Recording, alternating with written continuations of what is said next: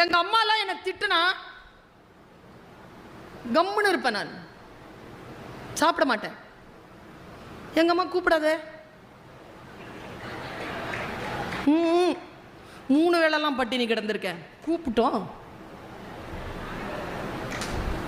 Night உயிரா மானமா?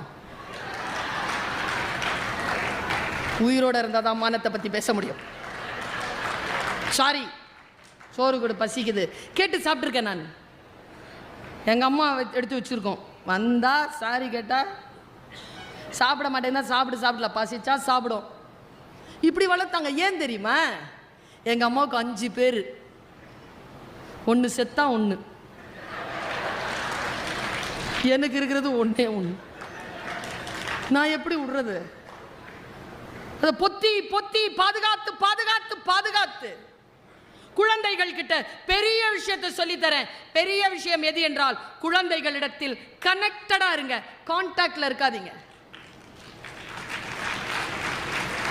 ஒரு நூலை மட்டும் பிரித்து விட்டு போகிறேன். ஒரு நூல் கண்டு இருக்கு, பெற்றோர்கள் எல்லாரும் அதில் சிக்கிக்கிட்டு இருக்கோம். முடிஞ்சா நான் அதை கொஞ்சம் ரிலீஸ் பண்ணி கொடுக்குறேன். புரியுதா பாருங்க. என் பிள்ளை, நான் நிறைய இடங்களில் சொல்றதில்ல, நான் அவன் கோச்சிக்கிறான். ஏமா உனக்கு என்னை பற்றி பேசுறதுக்கு என்னமா இருக்குதுங்கிறான்.